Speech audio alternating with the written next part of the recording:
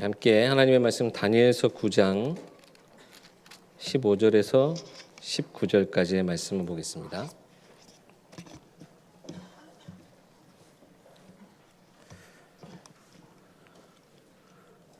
다니엘서 9장 15절에서 19절까지의 말씀입니다.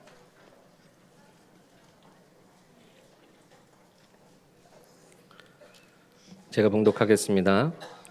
강한 손으로 주의 백성을 애굽 땅에서 인도하여 내시고 오늘과 같이 명성을 얻으신 우리 주 하나님이여, 우리는 범죄하였고 악을 행하였나이다. 주여 구하옵나니 주는 주의 공의를 따라 주의 분노를 주의 성 예루살렘 주의 거룩한 산에서 떠나게 하옵소서. 이는 우리의 죄와 우리 조상들의 죄악으로 말미암아 예루살렘과 주의 백성이 사면에 있는 자들에게 수치를 당함이니이다. 그러하온즉 우리 하나님이여, 지금 주의 종의 기도와 간구를 들으시고 주를 위하여 주의 얼굴빛을 주의 황폐한 성소에 비추시옵소서. 나의 하나님이여, 귀를 기울여 들으시며 눈을 떠서 우리의 황폐한 상황과 주의 이름으로 일컫는 성을 보옵소서. 우리가 주 앞에 간구하옵는 것은 우리의 공의를 의지하여 하는 것이 아니요 주의 큰 긍휼을 의지하여 함이니이다. 주여 들으소서. 주여 용서하소서. 주여 귀를 기울이시고 행하소서. 지체하지 마옵소서. 나의 하나님이여, 주 자신을 위하여 하옵소서. 이는 주의 성과 주의 백성이 주의 이름으로 일컫는 바 됨이니이다. 아멘. 네, 오늘 예일교회 인도받은 것도 3달째가 다 돼가는 겁니다. 더 이상 이제 뭐 적응했냐 뭐 이런 얘기를 물으시는 분은 없으신 것 같아요. 어느덧 저도 이제 제 입에 붙은 사투리가 있는데 오매 이거를 제일 많이 하게 됩니다. 네. 제 속에 이제 아무래도 이 전라도 어머니가 이제 전라도 출신이셨는데 전라도의 피가 확실히 흐르고 있는 것 같아요. 그래서 네. 어쨌든 오늘 귀한 말씀으로 여러분 앞에 서는 것이 너무나 감사하고 영광됩니다. 오늘 말씀 들으면서 너무나 감사했습니다. 내가 믿는 하나님이 참 전능하신 하나님이시고 나는 진짜 하나님께 해드린 것이 아무것도 없는데, 내가 하나님 앞에 자랑할 만한 사실 자격이 못 되었는데 하나님 나를 사용하고 계시는구나, 나를 천하보다 귀하게 여기시는구나, 말씀 듣는 가운데 치유가 되어지는 귀한 시간이었습니다. 하나님 우리를 이렇게 말씀으로 치유하시고 우리 치유받은 우리를 영적 서밋으로 하나님 세우시길 원하십니다. 뭔가 노력해서 우리의 공의로, 우리의 의로, 우리의 노력으로 세워지는 영적 서밋이 아니라 전능하신 하나님이 나를 붙드시면 우리는 어느덧 하나님의 능력으로 말미암아 영적 서밋의 자리에 서 있게 되는 것입니다. 오늘도 말씀으로 온전히 치유받으시고, 치유의 세상이 너무나 많습니다. 그 현장이 너무나 많습니다. 치유받을 영혼들이 너무나 많습니다. 그 현장 속에 치유 서밋으로 또한 응답받으시길 주 이름으로 축원합니다. 세상이 나 중심, 육신 중심, 성공 중심에 빠져 있을 때에 하나님이 한 사람을 부르셨습니다. 본토 친척 아비 집을 떠나서 가문이 섬기던 우상을 버리고 약속하신 땅으로 가라 하시면서 복의 근원이 될 것을 약속하셨습니다. 하나님은 그 가문과 함께 하시면서 아무 조건 없이 그들에게 복을 더하셨고 약속하신 것을 대대로 이루어 나가셨습니다. 언약하신 대로 노예라는 신분과 환경 상관없이 하나님은 큰 민족을 그들에게 이루게 하셨고, 노예된 그들을 큰 능력으로 건져내시고 아무도 할 수 없는 그 광야 길을 40년 동안 걷게 하시면서 영적으로 그들을 치유하시고 변화된 삶으로 인도하셨습니다. 또한 그들로 언약 백성으로서의 거할 땅과 모든 필요한 것들을 다 그들에게 주셨습니다. 하지만 그들은 최고 이 복을 가지고도 하나님을 떠나버렸고요. 다시 세상과 발맞춰가기 시작했습니다. 그런 그들에게 하나님은 하나님의 말씀을 대언하는 선지자를 통해서 그들이 되돌아오기를 원하셨지만 결국 그들은 끝내 하나님을 배반하고 더욱더 하나님의 말씀을 거역하는 길로 행하였습니다. 아시다시피 이스라엘의 모습입니다. 그런데 사실 우리의 모습이 아닌지 잘 살펴봐야 되겠습니다. 아무 조건 없이 우리를 구원의 은혜로 우리를 구원하셨고 믿음으로 이 놀라운 은혜를 얻게 하셨습니다. 또 우리에게 언약의 사람 하나님의 자녀라는 신분을 우리에게 주셨습니다. 그리스도로 우리는 모든 것이었고 충분했고 완전한 것이었는데 또 그런 우리에게 렘넌트 운동이라고 하는 중요한 시대적인 운동을 우리에게 맡기셨습니다. 그런데 우리가 이스라엘의 이러한 모습을 따라가서는 절대 안 되겠습니다. 고린도전서 10장 11절 말씀에 그들에게 일어난 이런 일은 본보기가 되고 또한 말세를 만난 우리를 깨우치기 위하여 기록되었느니라 라고 되어 있습니다. 이스라엘이 그러했으니까, 이스라엘도 반복하여 실패했으니까 우리의 오늘날의 모습도 괜찮겠지라고 하는 생각은 하나님 원하시는 모습이 아닙니다. 이 시대를 우리가 말씀을 보며 깨달으면서 이 시대를 치유할 참된 언약의 말씀을 붙들어야 될 줄 믿습니다. 말씀은 우리로 하여금 나를 온전하게 보면서 하나님의 것으로 새롭게 세우게 하시는 것입니다. 나의 것, 나의 현장. 지난 한 해 우리에게 주셨던 말씀이었습니다.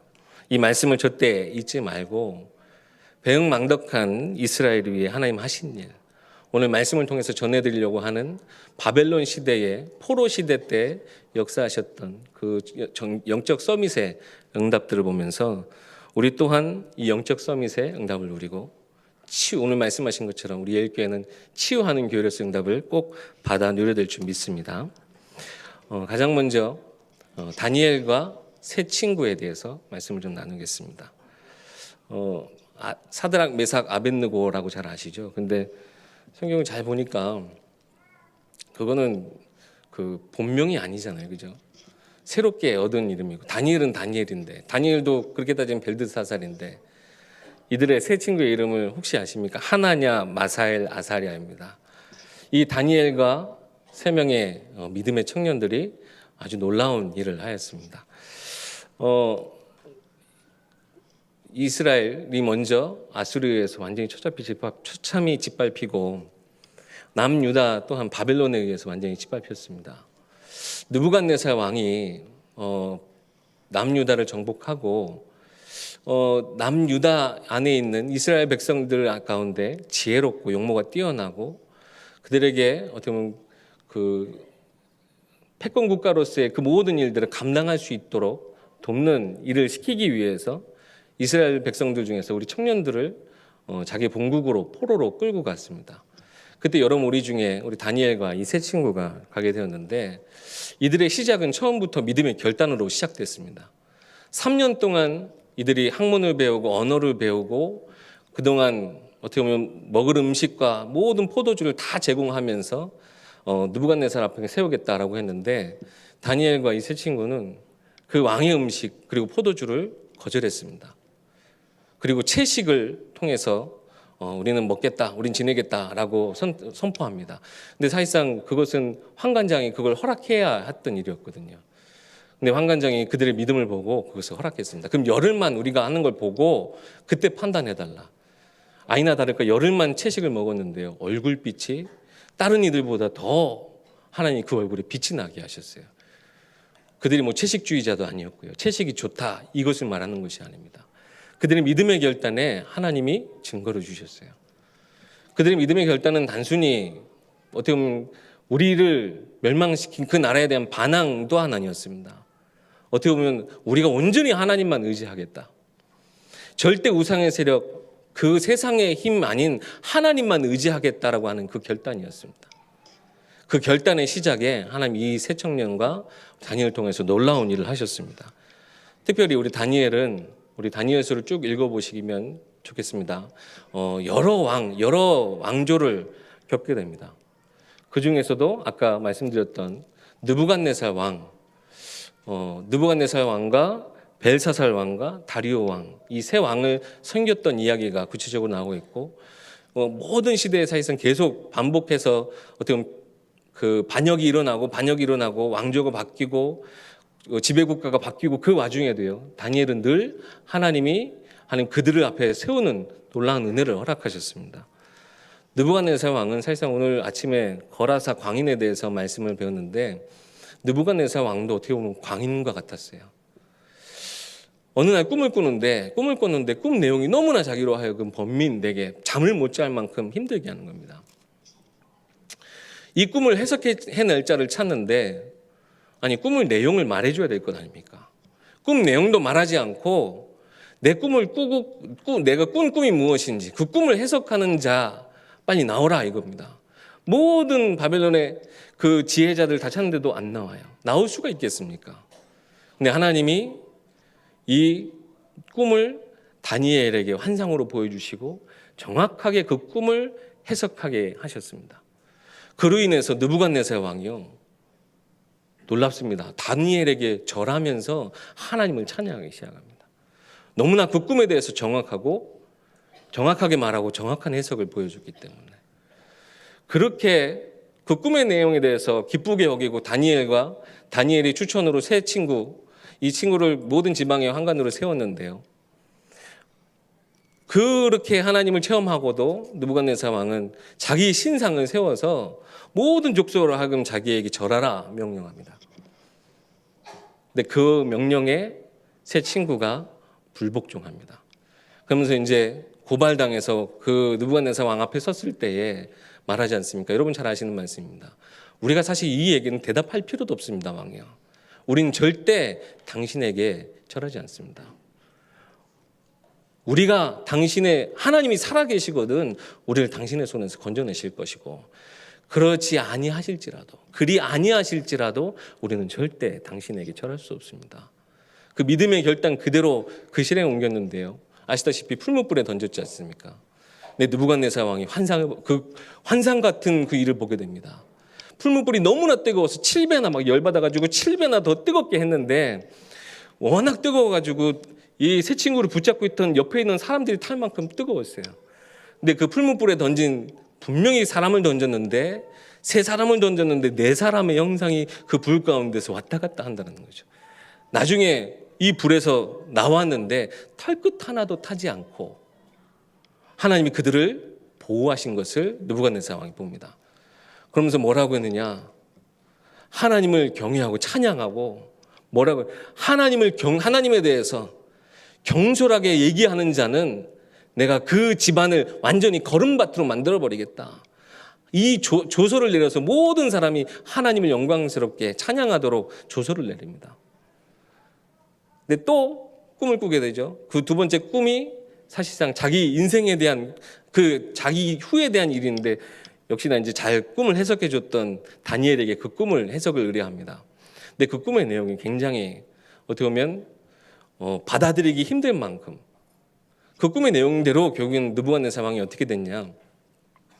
그렇게 하나님을 찬양할 수밖에 없었던 일을 계속 보았음에도 불구하고 느부갓네살 왕이 어느덧 자기 이제 왕궁 위에 딱 지붕에 서서 이 성과 이 모든 나라들이 내 능력으로 내 권위로 되어진 것이 아니냐라고 감탄할 때 근데 그 성경에 그 말이 입에서 다 끝나기도 전에 하늘에서 음성이 나오는 거죠. 느부갓네살 왕아 네 왕위가 너에게서 떠났다. 그러면서요 그 환상에 해석한 내용 그대로 7년 동안 유다를 멸망시킨 바벨론 국가의 왕인데요. 한순간에 사람이 미쳐서요. 광인이 돼서 짐승들과 함께 소와 같이 여물을 뜯고요. 새벽 이슬에 온 몸이 젖어서 머리가 독수리처럼 되고 발톱이 새 발톱과 같이 돼가지고 7년 동안 미치광이로 살아요. 근데 그것이 그대로 하나님의 말씀하신 대로 되었어요. 근데 7회 7년 동안 그렇게 지난 다음에 분명히 총명을 회복할 것이라는 말씀을 분명히 그 꿈을 통해서 해석을 했는데 말씀하신 대로 7년 후에 정확히 내게 총명이 돌아와서 하나님이 내게 이 모든 것을 회복하게 하셨다라고 느부갓네살 왕이 스스로 고백합니다. 하나님이 놀라운 일들을 행하셨어요. 그 일을 통해서 사실상 보여주신 것은 무엇이냐면 이스라엘 백성, 우리 지난번 하박국서에 대해서 우리가 말씀 받았습니다. 하나님이요, 이 이스라엘 백성 하나님의 백성인데 하나님 저들을 통해서 우리를 치시려 합니까? 그런데 그때 말씀하셨죠. 하나님은 그들을 막대기와 같이 쓰다가 버려버릴 수도 있는 하나님이시라고. 이스라엘을 처참히 무너뜨린 어떻게 보면 그 당시에 패권 국가인 그 나라의 왕 느부갓네살 왕을요 하나님이요 좌지우지하세요. 내리기도 하셨다, 들리기도 하셨다, 세우시기도 하시는 그 하나님이심을 확실하게 보여주신 것입니다. 그 후에 나타나는 이제 그 다음 왕이 이제 벨사살, 나타나는 이제 왕이 벨사살 왕인데요. 느부갓네살 친아들은 아니라고 합니다. 근데 이제 벨사살 왕은 어떤 일을 행하냐? 연회 잔치를 벌이는데 느부갓네살 왕이 이스라엘 백성에서 그 예루살렘에서 성전에 있는 접시들, 성전에 있는 잔들을 다 가지고 뺏어왔거든요. 그걸 꺼내서 우리 연회를 하자라고 하는 겁니다. 실제로 그 잔을 가지고 그 접시를 가지고 잔치를 벌이다가 환상이 나타나는데 사람 손가락이 나와서 이제 글씨를 쓰는 거죠. 근데 그 내용 또한 역시 벨사살에 대한 하나님의 심판에 대한 내용이었습니다. 그 꿈을 다니엘이 해석을 하는데 어떻게 보면 저는 왕이 그 얘기 들었으면 기분 나빠서라도 안 믿었을 것 같아요. 그런데 다니엘의 그 꿈과 다니엘의 그 모든 것이요 이미 정확하게 드러났고 거부할 수 없는, 부인할 수 없는 사실이 되어져 버렸어요. 그래서 자기를 어떻게 보면 저주하는 내용의 해석인데도 불구하고 모든 그 권위를, 모든 그 약속했던 모든 권세를 다 넘겨줍니다. 결국은요 그 꿈 해석대로 그날 메대 바사 연합군이 이 바벨론을 무너뜨리고 그때 벨사살 왕을 암살하게 됩니다. 그러면서 이제 세 번째 등장하는 왕이 다리오 왕입니다. 여러분 아시다시피 이제 사자굴에 들어가서 하나님을 대해서 너무나 영광을 돌렸던 다리오 왕. 다리오 왕에 대해서는 언급하지 않고 넘어가겠습니다. 너무나 사실상 놀라운 일들이요. 다니엘서 한번 읽어보세요. 야, 진짜 우리 하나님은 전능의 하나님이시고 모든 만왕의 왕이시다. 느부갓네살 왕이 스스로 고백했습니다. 하나님이야말로 참신이다. 만주의 주제가 되신다라고 그들의 입술을 통해서 하나님 영광 받으셨어요. 하나님 우리를 통해서 하나님 놀라운 일들을 이렇게 행하실 줄 믿습니다. 그런데요, 중요한 것은 다니엘이 그 높은 자리에서 그냥 거기서 쓰임 받은 것만이 아니라 아주 중요한 그 영적 서밋의 자리에서 아주 중요한 기도를 하게 됩니다. 그것이 오늘 저희가 본문으로 읽었던 내용이었습니다. 다시 한번 제가 봉독하여 드립니다. 사실상 우리 그 9장 전체가 앞에 내용부터 사실상 이 기도 내용인데 저희가 읽었던 아까 15절부터 19절까지만 다시 한번 말씀드립니다. 강한 손으로 주의 백성을 애굽 땅에서 인도하여 내시고 오늘과 같이 명성을 얻으신 우리 주 하나님이여 우리는 범죄하였고 악을 행하였나이다. 주여 구하옵나니 주는 주의 공의를 따라 주의 분노를 주의 성 예루살렘 주의 거룩한 산에서 떠나게 하옵소서. 이는 우리의 죄와 우리의 조상들의 죄악으로 말미암아 예루살렘과 주의 백성이 사면에 있는 자들에게 수치를 당함이니이다. 그러하온즉 우리 하나님이여 지금 주의 종의 기도와 간구를 들으시고 주를 위하여 주의 얼굴빛을 주의 황폐한 성소에 비추옵소서. 이스라엘 백성이 지금 처한 상황과 그 모든 것에 대해서 다니엘이 기도하는데 이 기도의 내용에 있어서 중요한 그 밑바탕에 깔린 세 가지 믿음이 있습니다. 가장 먼저는 다니엘 스스로 경험한 것입니다. 바로 하나님이 모든 만왕의 왕 되신다라고 하는 것입니다. 사실상 하나님 앞에 굴복했던 모든 왕들은요, 자기를 위한 신상을 만들고 자기를 섬기도록 지시했던 사람들이었습니다. 스스로 우상화되어졌던 사람들이었습니다. 근데 그 하나님의 능력 앞에 그 모든 우상의 세력이 무너지는 것을 확인했습니다. 다니엘의 이 기도 속에는 중요한 믿음, 하나님은 만왕의 왕 되시고 모든 우상을 무너뜨리시는 하나님이심을 믿음으로 기반한 기도 내용입니다. 또 두 번째는 어떤 내용이냐? 하나님은 언약의 하나님이시라고 하는 것입니다. 약속하신 것을 반드시 이루시는 하나님. 사실상 이 예레미야서에 대한 선지자 우리 9장 2절에 이런 말씀이 있습니다. 선지자 예레미야에게 알려주신 그 연수를 깨달았나니 70년 만에 그치리라 하신 것이니라. 사실 이 내용은 예레미야서 25장 12절 말씀에 기록되어 있습니다. 그 약속하신 내용을 붙잡고 다니엘은 기도한 것입니다. 언약의 하나님과 동시에 성취의 하나님, 그것을 믿고 다니엘은 기도했습니다. 중요한 내용이 바로 23절에 나옵니다. 다니엘이 이렇게 기도했을 때 하나님은 가브리엘을 통해서 환상을 설명해 주시는데 곧 내가 기도를 시작할 즈음에 명령이 내렸으므로 그렇게 되어 있습니다. 여러분, 우리가 기도를 시작할 때 하나님은 이미 응답을 시작하고 계시는 것입니다. 우리가 기도하고 마음 먹고 기도하기 시작할 때 하나님의 응답은 이미 시작되어졌다라고 하는 것입니다. 하나님은 언약의 하나님이시고 그 언약을 이루시는 하나님이십니다. 다니엘은 이 기도가 영적 서밋의 이 기도는 이 언약의 하나님 반드시 그것을 성취하신 하나님을 믿고 기도한 것이었습니다. 세 번째로 하나님은 회복의 하나님이시라는 믿음을 기반으로 한 기도의 내용이었습니다. 이스라엘 백성들이 아까도 서론에 말씀드렸다시피 그렇게 하나님 모든 것을 주셨는데 이 하나님을 배반하고 말씀을 거역했던 이스라엘 백성에게 하나님은 회복을 말씀하고 계시고 하나님은 회개하는 자들을 반드시 돌이켜서 하나님 그 원래 자리로 하나님 회복시키시는 하나님이시라는 것을 다니엘은 믿고 기도한 것입니다. 이 내용은 실제적으로 에스라서 1장에 그대로 기록이 되어졌는데 놀라운 것은요. 다니엘이 고레스 원년까지 살았다라고 하는데 이 고레스가 바로 이제 그 바벨론을 무너뜨렸던 메데 바사 연합군 그리고 나중에 그 페르시아라고 하는 바사가 그 땅을 지배했던 그 바사의 왕 고레스가 칙명을 내리는데 그것이 에스라서 1장에 기록되어 있는데 사실상 우리가 느부갓네살 왕 지금 다리오 왕 여러 가지 역사를 보면 별로 그렇게 놀라운 일은 아닌데 하나님은 분명히 그렇게 성취하신 것을 우리가 확인할 수 있습니다. 에스라서 1장 1절부터 4절에 이 내용이 기록되어 있습니다. 제가 읽어드리겠습니다. 바사왕 고레스 원년에 여호와께서 예레미야의 입을 통하여 하신 말씀을 이루게 하시려고 바사왕 고레스의 마음을 감동시키심에 그가 온 나라에 공포도 하고 조서도 내려 이르되 바사왕 고레스는 말하노니 하늘의 하나님 여호와께서 세상 모든 나라를 내게 주셨고 나에게 명령하사 유다 예루살렘의 성전을 건축하라 하셨나니 이스라엘의 하나님은 참 신이시라. 너희 중에 그의 백성된 자는 다 유다 예루살렘으로 올라가서 이스라엘의 하나님 여호와의 성전을 건축하라. 그는 예루살렘에 계신 하나님이시니라. 그 남아있는 백성이 어느 곳에 머물러 살든지 그곳 사람들이 마땅히 은과 금과 그 밖의 물건과 짐승으로 도와주고 그 외에도 예루살렘을 세울 하나님의 성전을 위하여 예물을 기쁘게 드릴지니라 하였더라. 이스라엘의 회복을요 누구 손을 통해서 하시냐? 이 바사왕 고레스 왕의 칙령을 통하여서 조서를 내린 것을 통하여서 하나님 하십니다.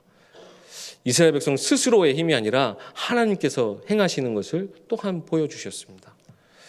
다니엘의 기도가 하나님이 그 영적 서밋으로서 여러분 잘 아시다시피 다니엘이 어떠한 사람이었습니까? 늘 뜻을 정하여서 하나님께 정시 기도하고 기도에 절대 끈을 놓지 않고 기도 시스템을 가지고 있었던 사람이었습니다. 이 다니엘을 통해서 하나님은 언약 잡은 기도를 하게 하셨고 그 기도의 내용대로 하나님 그 모든 것을 성취하셨다라고 하는 것입니다. 하나님 우리를 왜 영적 서밋으로 세우시길 원하시겠습니까? 이 시대 치유를 우리 하나님은 분명히 하실 것인데 우리의 기도를 통하여서 영적 서밋된 우리의 삶을 통하여서 하나님은 행하실 것이라고 하는 것입니다. 두 번째로 짧게 에스더에 대해서 말씀 잠깐 하고 넘어가겠습니다. 에스더에서는 딱히 에스더의 얼마나 영적 생활, 믿음 이런 걸 잘 나타내진 않습니다. 그런데 위기 때에 사건을 만났을 때 사람이 어떤지 잘 나오지 않습니까? 위기와 사건 앞에 에스더는 결단합니다. 죽으면 죽으리라. 그런데 그 결단 앞에 사실상 하나님의 온전한 먼저 이유를 깨닫는 내용이 바로 나옵니다. 사촌이었던 모르드게가 당신을 왕위에 세운 그 이유가 이때를 위함 아니냐. 하나님의 계획에 대한 질문을 던지고 에스더 또한 그것에 대한 믿음의 도전, 어떻게 보면 목숨을 건 도전을 하게 되고 에스더의 그 도전을 통하여서 하나님은 놀라운 응답, 불임절의 축복을 그에게 허락하셨습니다. 에스더에서는 사실상 그렇게 하나님의 막 역사 기도하고 하나님에 대한 언급조차 사실상 없어요. 그런데 하나님의 섭리에 대해서 너무나 잘 나타내고 있습니다. 하나님이 어떻게 일을 하셨는가? 다 말씀드리긴 어렵습니다만 모르드게가 하나님의 그 놀라운 일 속에서 함께 에스더와 쓰임 받았는데 모르드게가 어느 날 문 밖에서 듣다가 아수에로 왕에 대한 그 암살 공모를 듣게 됩니다. 그래서 그거를 이제 에스더에게 이야기하고 에스더가 그것을 왕에게 얘기해서 위기를 맞게 되거든요. 근데 그 당시엔 그 일이 아무런 언급도 없이 잊혀집니다. 그런데 그 원수된 하만이 모르드게를 완전히 이제 죽이려고 했던 그 작정하고 다음 날 내가 죽이겠다라고 했던 그날 밤에 하나님 아수에로 왕의 잠을 괴롭히세요. 이상하게 잠을 잘 수가 없어서 그 바사 그 역사서를 쭉 듣게 하는데 그날 있었던 일을 듣게 되는 겁니다. 그러면 그 모르드게에 대한 일은 어떻게 처리했냐? 그랬더니 그냥 넘어갔다라고 하는 거죠. 그래서 모르드게에 대한 일에 대한 그 내용을 어떻게 내가 이에게 보답할까? 그 내용을 오히려 하만에게 물었는데 하만은 자기를 축복할 내용인 줄 알고 착각해서 어떤 왕이여 그를 마리에 태우시고 못 갈피시고 이 아수에로 왕을 위한 사람은 이렇게 쓰임 받게 될 이렇게 영광 받게 될 것이다 하면서 모든 백성들 앞에 보여주세요라고 하면서 사실상 자기가 그렇게 될 줄 알았는데 자기가 어떻게 보면 죽이려고 했던 모르드게가 그 영광을 받게 되고 아시다시피 하만은 자기가 모르드게를 죽이려고 했던 그 나무에 매달려 죽게 됩니다. 하나님 에스더를 통하여서 어떻게 보면 하나님의 역사 정확하게 언급된 것은 아니지만 하나님이 왜 에스더를 그 왕후의 자리에 세우셨는가? 그냥 어떻게 보면 지나가는 역사일 수도 있어요. 그러나 그 속에서 하나님에 대한 이유를 붙잡았을 때 하나님의 섭리, 하나님의 일하심이 그대로 기록이 되어졌다라고 하는 것이죠. 불임절에 대한 기록이 어떻게 되어 있냐? 에스더서 9장 22절에 대적에게서 평안함을 얻고 슬픔이 변하여 기쁨이 되고 애통이 변하여 길한 날이 되는 날, 바로 그 날을 불임절이라 칭하고 있습니다. 우리 인생에 하나님은 많은 이유를 가지고 행하고 계십니다. 우리가 문제 앞에 있던, 우리가 응답 앞에 있건 하나님 분명한 이유를 갖고 계십니다. 왜 내가 이러한 환경 속에 이러한 응답 속에 나를 이끄셨는가? 그 하나의 질문을 통해서 하나님은 놀라운 일을 우리 가운데 이미 행하셨고 행하시고 계시고 행하실 것을 나타내고 있는 것입니다. 마지막으로 설명드릴 것은 소개해드리고 싶은 사람은 느헤미야와 에스더입니다. 느헤미야도 역시 그 바사 왕국의 와닥사스다 왕을 통해서 하나님의 역사에 쓰임 받게 되는데 이 느헤미야가 기도하는 내용이 참 대단합니다. 느헤미야서 1장에 보면 1장 11절 말씀이 이렇게 되어 있습니다. 주여 구하오니 귀를 기울이사 종의 기도와 주의 이름을 경외하기를 기뻐하는 종들의 기도를 들으시고 오늘 종이 형통하여 이 사람들 앞에서 은혜를 입게 하옵소서 하였나니. 하나님 나를 형통케 하옵소서. 하나님 내가 잘되게 하옵소서. 그런데요, 자기 욕심 때문에 그걸 구한 것이 아니에요. 무엇을 들었냐?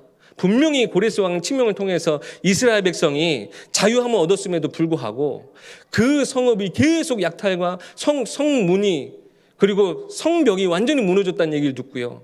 슬퍼하고 기도하는 가운데 하나님 언약을 붙잡고 기도하는 겁니다. 하나님 나를 형통케 하옵소서. 하나님 내게 복을 주옵소서. 하나님 분명히 이유 있는 형통함을 하나님 앞에 구합니다. 누굴 위해서? 이스라엘 백성을 위해서. 그 시대를 위해서 기도한 것입니다. 그런데 그냥 기도한 것이 아니고요. 또한 언약 잡고 기도했어요. 그것이 이제 8절에서 9절 내용이 나오는데 이 내용이 어디에 기반한 내용이냐면요. 신명기서 4장 26절에서 31절에 기록이 되어 있어요. 제가 읽어드릴게요.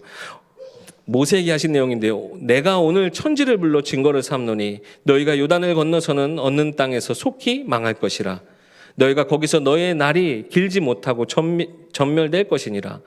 여호와께서 너희를 여러 민족 중에 흩으실 것이요 여호와께서 너희를 쫓아보내실 그 여러 민족 중에 너희의 남은 수가 많지 못할 것이며 너희는 거기서 사람의 손으로 만든 바 보지도 못하고 듣지도 못하고 먹지도 못하며 냄새도 맡지 못하는 목석의 신들을 섬기리라. 그러나 내가 거기서 내 하나님 여호와를 찾게 되리니 만일 마음을 다하고 뜻을 다하여 그를 찾으면 만나리라. 이 모든 일이 내게 임하여 환난을 당하다가 끝날에 내가 내 하나님 여호와께로 돌아와서 그의 말씀을 청종하리니 내 하나님 여호와는 자비하신 하나님이시라. 그가 너를 버리지 아니하시며 너를 멸하지 아니하시며 내 조상들에게 맹세하신 언약을 잊지 아니하시리라. 이 말씀을 기억하며 느헤미야가 하나님 앞에 기도합니다. 하나님 분명히 우리가 회개하고 돌이키면 하나님 우리를 다시 회복시킨다 약속하지 않으셨습니까? 하나님 그 약속을 기억하시고 하나님 오늘 이 종을 형통케 하옵소서. 기도할 때 하나님 이 느헤미야를 아닥사스다 왕의 술 맡은 관원장으로 하나님 세우셨어요. 그리고 그 일을 통해서 되어지는 일이 무엇이냐? 결국 느헤미야를 통해서 하나님 성벽을 짓게 하시는데요. 참 놀라운 것은요. 늘 반복해서 다니엘도 그랬고요. 에스더도 그랬고 느헤미야도 그랬고요. 하나님의 은혜를 이들의 통치자들을 통해서 은혜를 주십니다. 그들에게 은혜를 입게 하세요. 하나님 그들을 통하여서 역사하셨다라고 하는 거예요. 우리가 불신 세상에 하나님의 주권이 없는 것 같지만 모든 불신자들의 삶에도 하나님이 주관자 되신다라고 하는 것을 우리가 절대 잊지 말아야 하는 내용입니다. 결국 느헤미야를 통해서 하나님 이스라엘의 성벽을 재건하게 하세요. 이 성벽이 재건되어지는 것은 얼마나 중요한 의미냐면 우리가 서울에도 남대문, 동대문 다 있습니다. 그것은 어떻게 보면 성벽 사이에 통과하는 문이고요. 그 성벽이 이루어질 때 사실상 그 당시에는 뭐 지금 행정적으로 나눠진 것이 없기 때문에 그리고 외세로부터 막기 위해서 성벽을 재건하는 것이 너무나 중요했던 거예요. 성벽을 재건하는 것에 또한 영적인 의미는 이스라엘 백성은 하나님의 거룩한 백성이다라고 하는 것을 회복하는 의미이기도 합니다. 근데 이 성전을 회복할 때요. 또한 페르시아 이 바사 왕국의 나무를 가지고 이 재물을 가지고 성벽을 건축하게 하세요. 이것이 다 하나님의 역사라고 하는 것입니다. 그 일에 방해 세력도 있었지만 하나님 느헤미야의 손을 끝까지 들어주시고 하나님 끝까지 그를 인도하셨습니다. 결론적으로 말씀드립니다. 영적 서밋은요. 우리가 생각하는 어떻게 보면 최고의 자리에 오르는 것, 물론 오늘 제가 말씀드렸던 모든 사람들이 최고의 자리에 오른 것은 맞습니다. 그런데 그들은 최고의 자리에 오른 것뿐만 아니라 하나님 주신 시간표 안에서 최선을 다했습니다. 근데 하나님이 누구도 그 위에 더할 수 없는 최적의 응답을 그들에게 허락하셨습니다. 하나님 모든 것을 때에 따라 하나님 돕는 손길로 만남의 축복과 모든 일을 하나님께서 실제적으로 주관하셨다라고 하는 겁니다. 영적 서밋이라고 우리가 노력하지 않아도 되는 건 아니지 않습니까? 우리 지난주 천만인이 보지 못한 거 우리에게 보게 하시겠다 말씀하셨습니다. 천만인이 보지 못하는 걸 내가 보면 천만인 중에 내가 1등 되는구나 라고 생각하면 사실상 그것도 맞겠지만요. 천만인이 보지 못하는 것을 내가 볼 때 하나님은 1000만 1등 되더라도 그 속에서 모든 것을 나를 통해서 회복하신 하나님의 역사를 우리는 보는 것이 바로 영적 서밋 아니겠습니까? 1000만인을 섬길 수 있는 자로 하나님 우리를 또한 세우실 것입니다. 그것이 이 시대가 진짜 필요한 치유의 사역입니다. 참된 치유는요. 오늘 이 포로 시대에 어떻게 보면 모든 주권을 빼앗기고 포로로 끌려갔던 다니엘과 새 청년처럼 아예 포로 현장에서 났던 우리 에스더와 우리 그 당시에 있었던 느헤미야 에스더처럼 하나님 이들을 통하여서 어떻게 보면 역사하신 것이 그들의 노력으로 된 것은 분명히 아니지 않습니까? 하나님의 역사하심 속에 하나님의 주권 속에 그들을 통하여서 하나님은 모든 우상을 멸하시고 하나님 만주의 주되심을 실제적으로 보여주시고 오직 하나님의 언약의 백성은 하나님만 의지해야 된다는 것을 하나님 그들을 통해서 보여주셨습니다. 우리가 치유에 응답받기 위해서는 먼저 우리의 삶에 이 시대에 있는 모든 우상을 무너뜨려야 될 줄 믿습니다. 우리 마음속에 있는 우상이 먼저 무너져야 되겠고 이 세상에 있는 모든 우상과 싸워 이길 수 있도록 전능의 하나님이 우리와 함께해야 될 줄 믿습니다. 이 영적 서밋에 참된 응답받는 귀한 여러분 되시길, 그리고 진짜 세상을 치유하는 여러분의 현장 되시길, 그래서 우리 예일교회는 치유하는 교회로서 참 응답받는 귀한 한 주간 되길 주의 이름으로 축원합니다. 기도하겠습니다. 살아계신 하나님 참으로 감사합니다.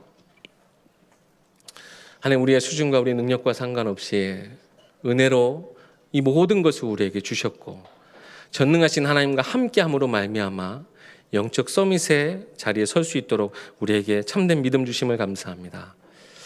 포로 시대 때 하나님 참된 하나님의 나라를 위하여 그 백성 그 현장을 위해서 기도했던 정말 귀한 믿음의 사람들처럼 하나님 우리도 이 시대를 보며 참된 치유할 현장을 보며 하나님께 언약을 붙잡고 기도할 수 있는 우리 모든 전도자들 되게 하여 주시옵소서. 그럴 때 우리 심령이 먼저 치유받게 하시고 우리의 각 가정이 치유받게 하시고 모든 세상의 우상이 무너지고 하나님이 만주의 주관자 되심을 우리가 공포하고 증거할 수 있는 모든 전도자들의 발걸음 되게 하여 주시옵소서. 이 모든 말씀 우리 주 예수 그리스도 이름으로 기도하옵나이다. 아멘.